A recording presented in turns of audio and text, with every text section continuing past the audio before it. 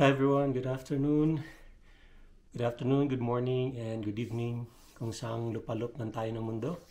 Thank you so much sa mga nanonood ng aking videos. I know boring, but it's okay. I'm just doing this for fun, for fun and sometimes and hopefully you will be inspired at the same time, right?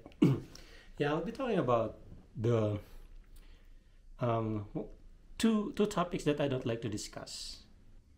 Like I would stop myself from saying something, or I will bluntly say that I'm so sorry, but I don't like to discuss these kinds of topics. So there are two: religion and politics. Because me as a Roman Catholic, I'll I was born Roman Catholic and I will die Roman Catholic. So that's it. So I don't want to discuss things about whose religion is the best, whose religion is right, whose religion is wrong. I don't want to dwell on that. I have high respect for other denominations or other religion.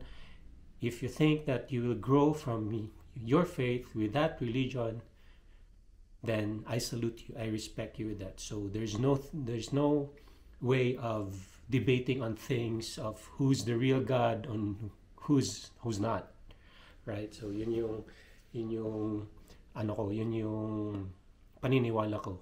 Same thing with politics, especially with what is happening right now in the Philippines. So I don't want to who's right or wrong.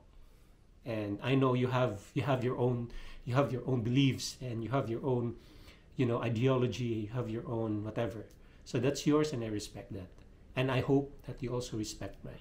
All right, so I don't really discuss things on politics and religion, because ito yung paniniwala ko, yan yung paniniwala nyo. So most of the time we are all fixated with what we believe in, at kung ano yung mga nasa puso natin. So sometimes we'll be pissed off of things that's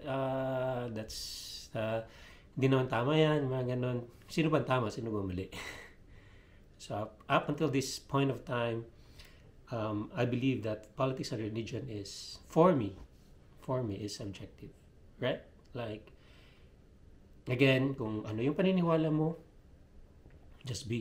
then go for it. For as long as you will grow from it, and natututo ka kung ano ang pinaniniwalaan mo, and you'll be a better person because of that, then so be it.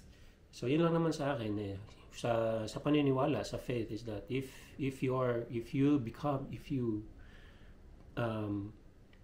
like better, I mean, kung diyan ka naging masaya, naging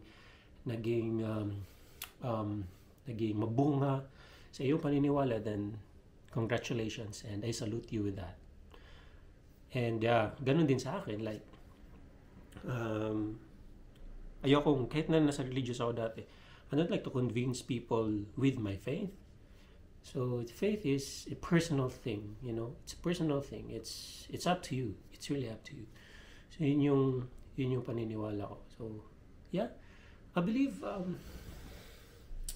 people would say na, wala kang karapatan. For example, sa politics, wala kang karapatan magreklamo kasi di ka naman bumoboto. Sabi mo nga, isang beses ka lang bumoto sa tanang buhay mo. But then, at the end of the day, it's between me and my principles. It's between me and my faith.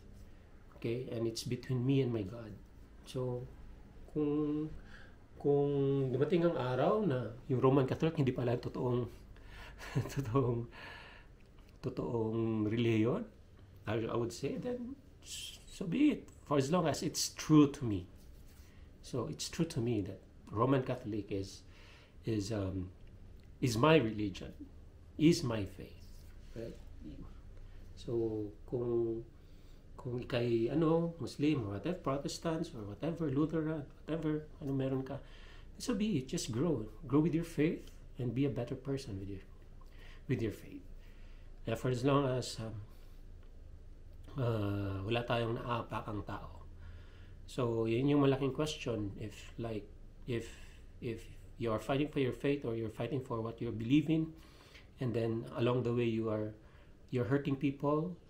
You're you're the cause of tears and pain of other people. Then ask yourself, right? Nakakalungkot lang kasi, especially ngayon nangyayari sa Pilipinas.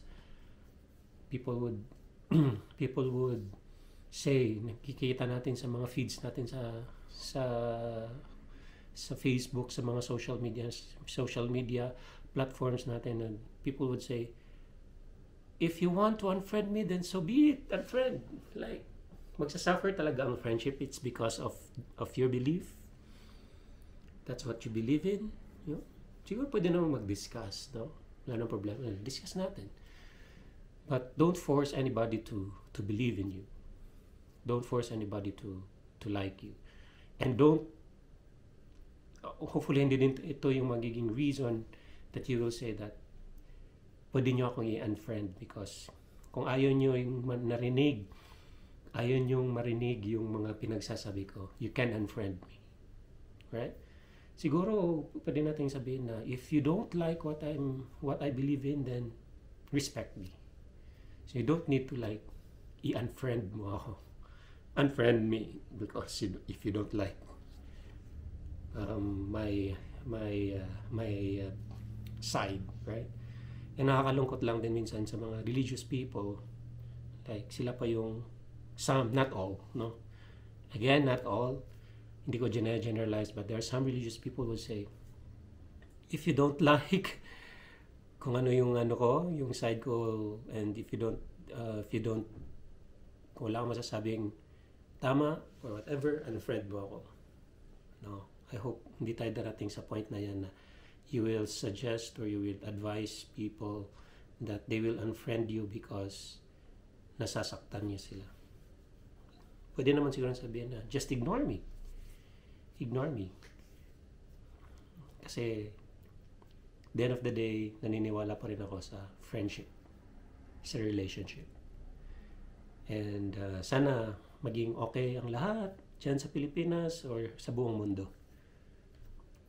At maraming salamat po sa lahat. So, again, this is Bro Tito Jongski. Maraming salamat, and God bless everyone. Bye-bye.